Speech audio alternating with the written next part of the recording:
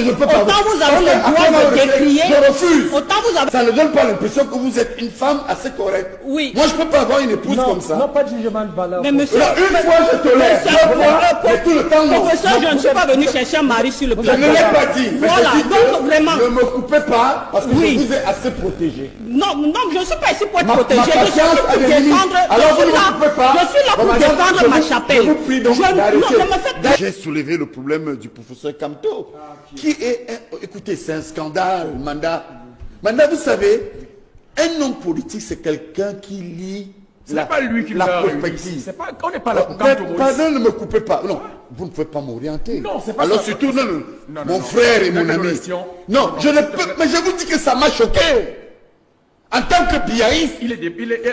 écoutez, le président Biya Manda de ne pas me couper.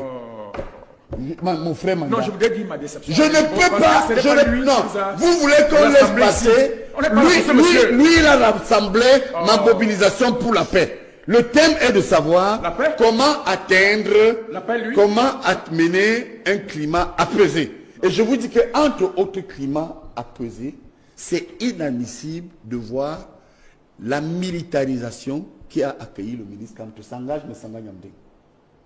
Le biaïste. Et un homme Vous avez dit qu'il y a même un fumeur qui a rassemblé les gens. Hein. et un homme, ça c'est C'est à l'ordre d'une élection.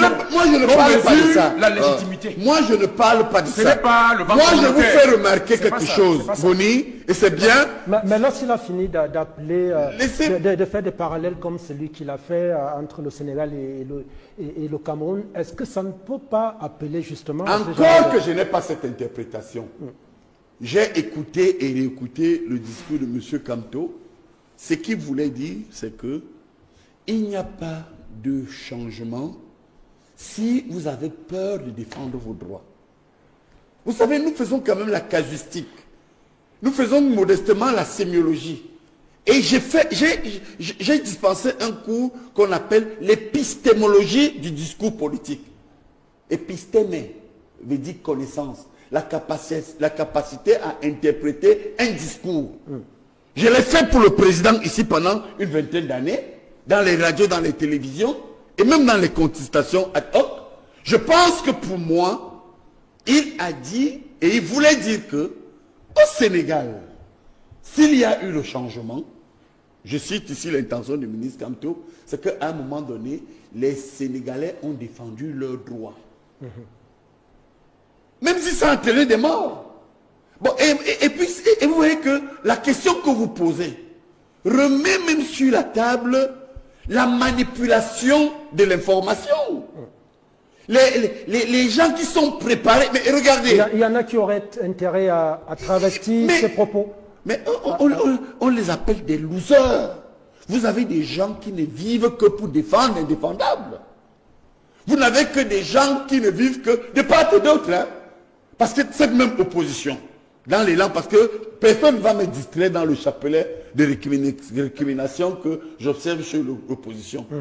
Mais elle s'organise d'une façon criminelle à noircir l'État camerounais.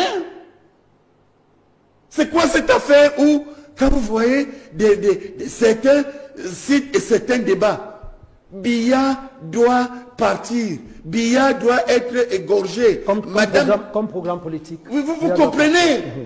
Et puis, leurs relais sont très forts.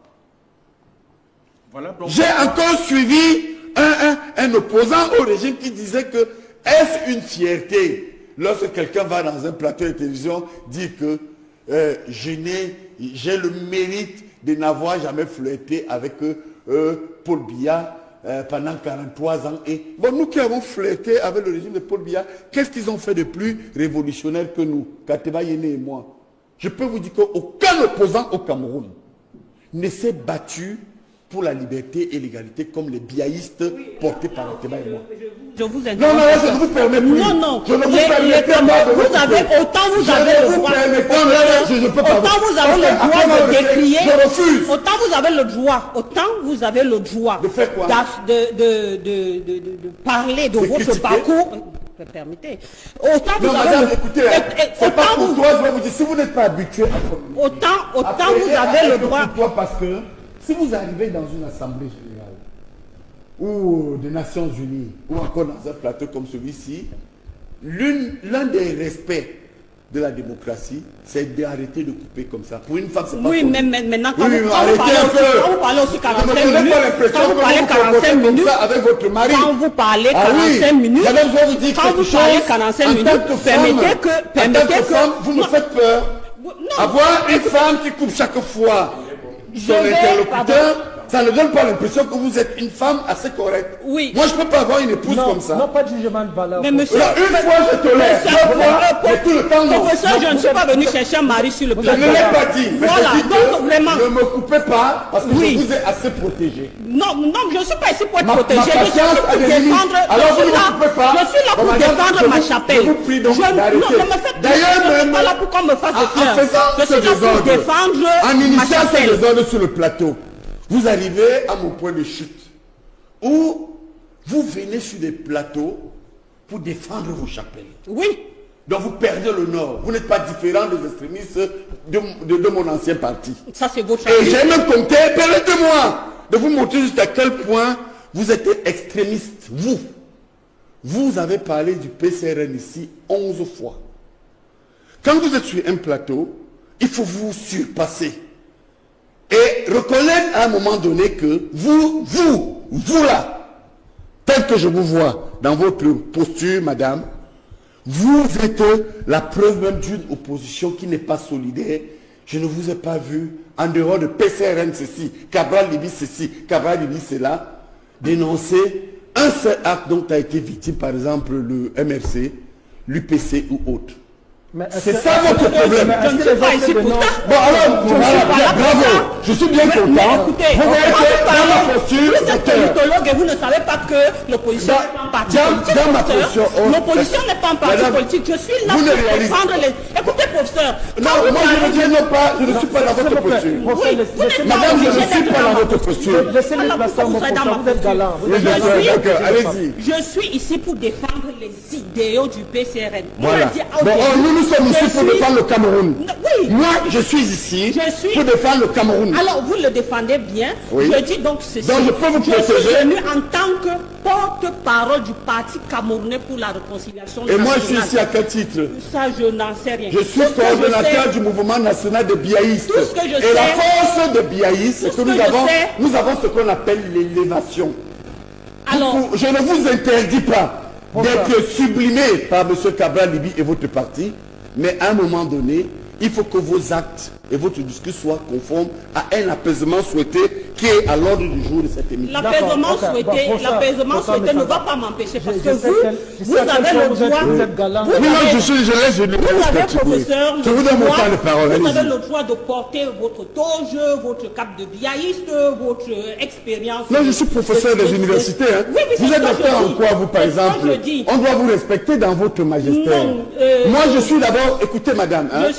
Vous savez, ce qui m'a créé à un moment donné, c'est une parenthèse, des ennuis, même dans mon camp, c'est que j'ai toujours su, avec Ateba Yémé, être au-dessus des pécadilles des chapelles. C'est comme l'église. Vous avez des gens qui vous disent, ils parlaient de Dieu. Penser Dieu, c'est penser l'État.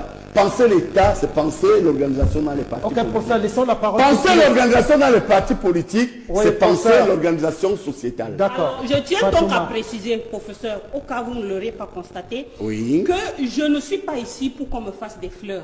Je n'ai pas besoin de vous le dire. Dites-moi ce que vous avez à dire. C'est le plus important pour moi. Je suis ici pour porter la parole du PCRN. Alors, autant vous avez le droit de porter votre toge, de parler d'analyser votre longue expérience, d'analyser vous analysez sous l'angle qui vous plaît. Non, pas qui me plaît. Je défends l'État. Ça, c'est votre droit le plus absolu. Mais c'est aussi le droit d'un opposant de dire que nous avons à la tête de ce pays un parti politique qui pendant 43 ans nous a enfoncés, c'est son droit le plus absolu, et qu'il n'a pas participé à cela. Oui, il a le droit de réclamer, n'est-ce pas, une certaine virginité politique dans le domaine de la gouvernance, parce qu'il ne se reconnaît pas comme acteur de toute cette déflagration sociale qu'on peut constater aujourd'hui. Vous n'allez pas reprocher aux gens de prendre les choses de leur point de vue, alors que personne ne vous reproche de présenter les choses de votre point de vue. Donc c'est le droit d'un opposant de dire, moi, je ne suis pas du système, je n'ai jamais été du système, et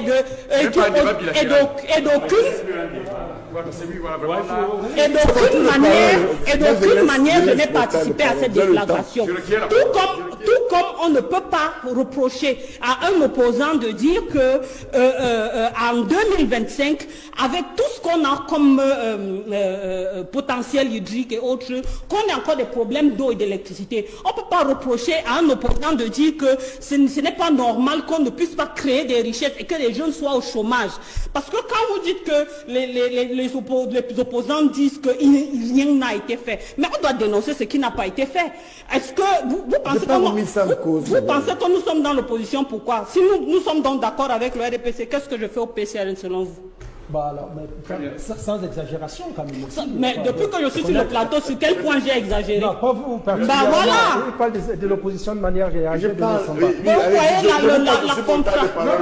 Dieu donnait son bas. Il faut comprendre que l'un des principes qui encadre la régulation sociale au sein d'un État, ce sont les lois. Et si je garde cette touche académique qui n'est pas... Vous savez, j'ai vu même des personnes à l'étranger avoir le kilo. Je ne parle pas du ministre Kamto, mais de certains analystes et journalistes dire que on a écouté des professeurs.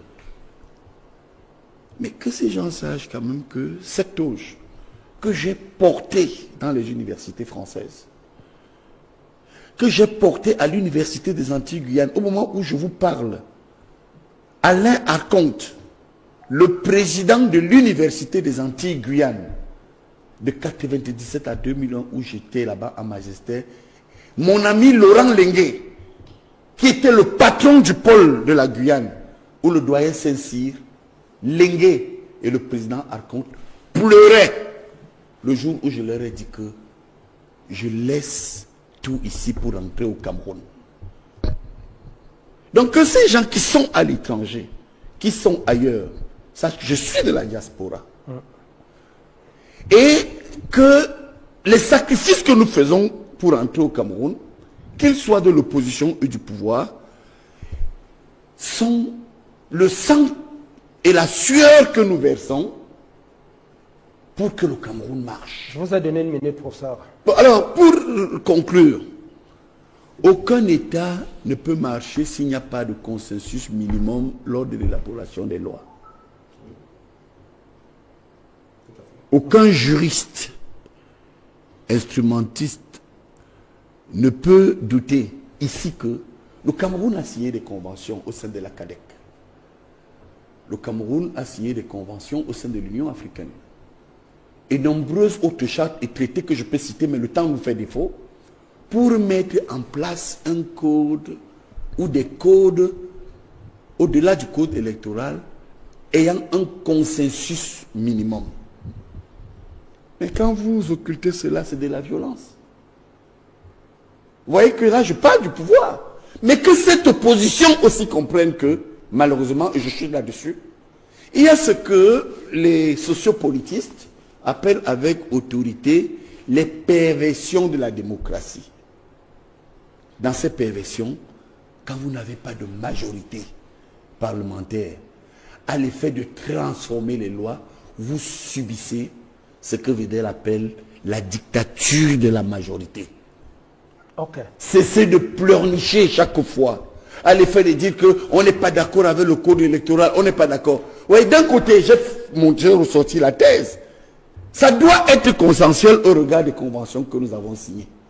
Mais alors, la perversion démocratique voudrait que, parce que vous avez une majorité, on l'a vu avec la proportionnelle en France, scrutin uninominal à 2 tours, etc., que nos opposants respectent stricto sensu nos lois. Je crois que tout cela, réuni, tout ce cocktail, pourra enfin apaiser le climat électoral. Merci pour ça.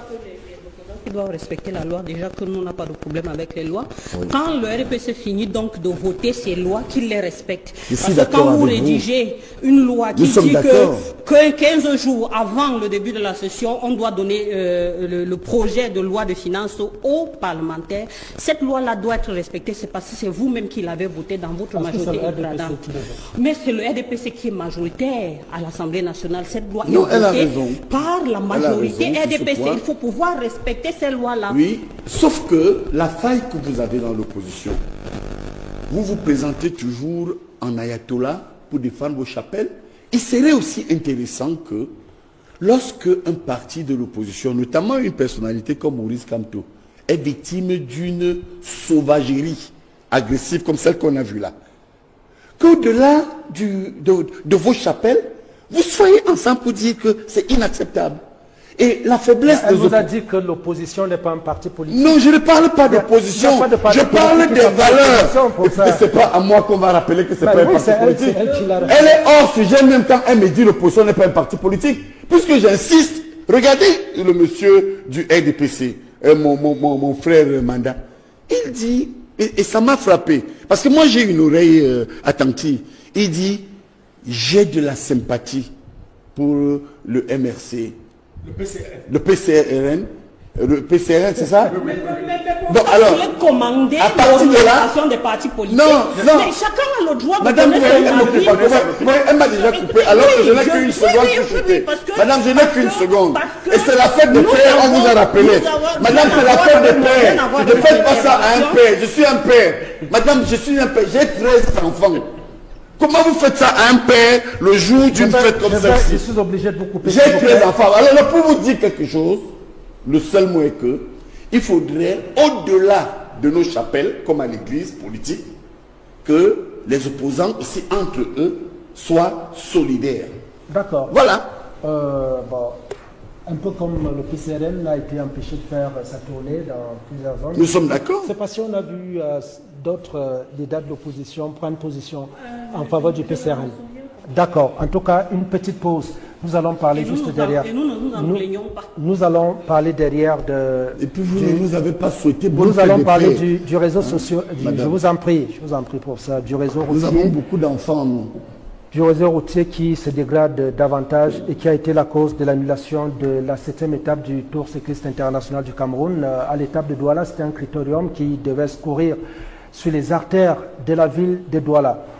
Nous allons prendre une petite pause et on revient juste derrière pour ce sujet en 45 minutes chrono.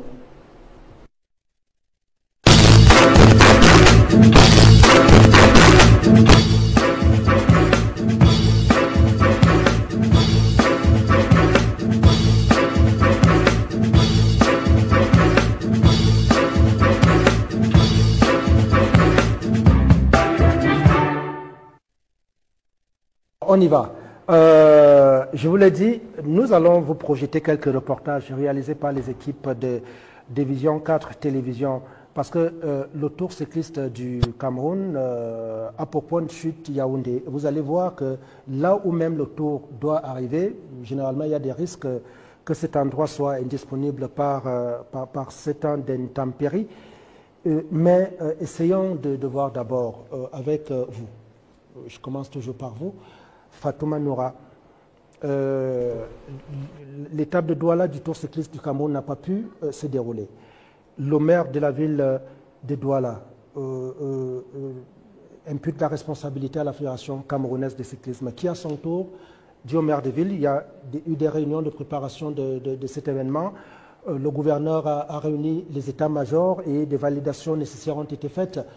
Mais ce n'est que l'état de la route, l'état de la chaussée à Douala qui a empêché que le Tour du Cameroun, avec beaucoup d'étrangers, autant africains qu'européens, y étaient et qui ont donc finalement été informés de ce qu'à cause du mauvais état de de la voirie de Douala. On n'a pas pu tenir cette étape à Douala.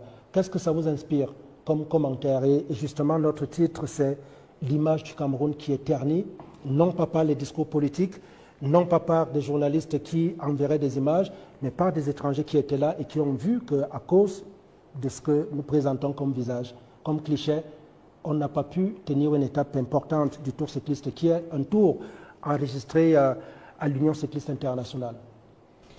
Alors,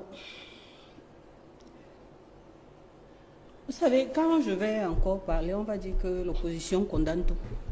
Parce que, je le disais tout à l'heure, rendu en 2025, il y a des basiques dont on ne devrait plus parler. Lesquels? L'eau, l'électricité, les routes. Il n'y a aucun développement que vous pouvez faire tant qu'on tâtonne encore sur ces trois basiques. Aucun.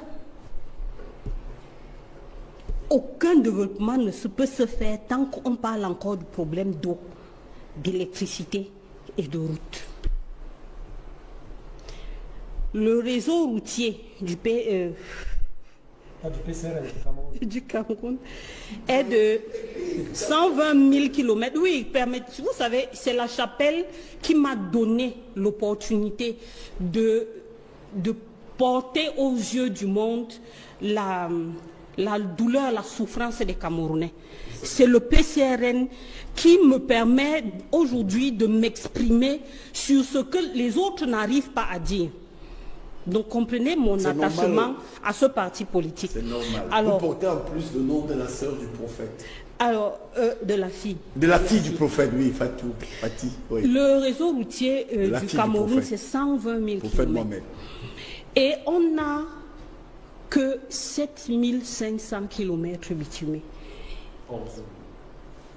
11 000 déjà. Oui, à peu près. 11 000 déjà. C'est approximatif, vous avez raison. À peu près. Oui, allons-y. Non, allons-y, parce que... Non, je ne suis pas en train de discuter vos chiffres. Non, je ne suis pas en train de discuter vos chiffres. Je suis en train de refaire mon calcul. Parce que quand j'ai fait le calcul, c'était sur la base de 7 500. Vous comprenez? Ne change pas beaucoup. Oui. C'est l'idée. De toute façon, c'est même... moi, je dis même 7 500, vous avez raison. Parce qu'en fait, les 11 000, là, c'est des petites prolongations. Non, je lui donne raison, parce qu'en fait, il y a des prolongements qui ont amené à 11 000, mais c'est 7 500 dans les contenus. Ça, c'est les données de la Banque mondiale. Ok. Ça, je le confirme à votre autorité. Ok, merci. Donc, on est à peu près à 10% de routes bitumées couvertes. Ouais. Vous comprenez que c'est un vrai problème. On n'a pas besoin d'aller. Les chiffres parlent pour nous. On n'est pas dans l'exagération. Les chiffres parlent pour nous. Quand vous avez donc 10% de routes qui sont bitumées, l'impact est énorme. Ça veut dire que l'agriculture, c'est un problème. Les transports vont coûter cher. Ça veut dire que le plat de la ménagère est affecté. Ça a tellement d'implications. Ça a tellement d'implications. Et quand on sait que, je dis pas n'importe quoi, je prends l'exemple du Singapour, qui est un pays qui n'a pas les ressources du Cameroun. Waouh! Qui est un pays qui n'a pas les ressources du Cameroun, qui s'est développé sur sa ressource humaine, sur les technologies, essentiellement sur le tourisme. Et vous vous rendez compte qu'ils n'ont pas les richesses que nous avons. Ils n'ont pas notre sol, ils n'ont pas notre sous-sol. Ils ne sont même pas à côté de nous. Mais aujourd'hui, vous ne pouvez pas comparer le Singapour au Cameroun en termes de développement.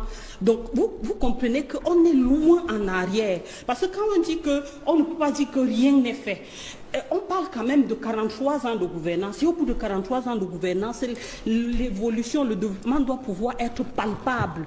Et quand il n'est pas palpable, ça se ressent dans la vie des Camerounais. Donc, si aujourd'hui on en arrive à... Je veux dire, imaginez, Vision 4 est une télé qui est vue au plan national et à l'international. Et qu'on mette un sujet comme celui-ci sur la table pour discuter les routes de Douala, la capitale économique du Cameroun. Un tour cycliste est annulé dans la ville de Douala, qui est la capitale économique du Cameroun. C'est très grave. Et là, même au-delà les images projetées par Vision 4, il y a déjà des étrangers qui sont sur place, qui sont sur place, qui devaient courir, avec des invitations qui ont été déployées. Vous comprenez la gravité de la situation. Là, je ne sais pas, j'ai trouvé la sortie du maire de la ville tellement indélicate. On aurait pu se passer de rajouter une couche sur ce qui était déjà suffisamment grave. Parce que face à tout ça, qu'est-ce qu'on peut dire de plus? On est dans le superlatif du négatif. On est dans le superlatif. Et le dire, ce n'est pas exagéré. Le dire, c'est décrier ce qui est. Et les populations de Douala, elles le vivent au quotidien, elles traversent les mares d'eau. Dernièrement, c'était la question des poubelles dans les villes, dans les grandes villes du Cameroun. Et c'est juste désolant. Au point où il faut que les gens se mobilisent sur les réseaux sociaux, qu'on organise des débats pour qu'on commence à enlever les poubelles. Je ne sais pas si on peut faire pire, mais je crois que c'est très grave quand même. Aristide Manda. Non, je souhaite que vous réagissiez à sa suite, parce que c'est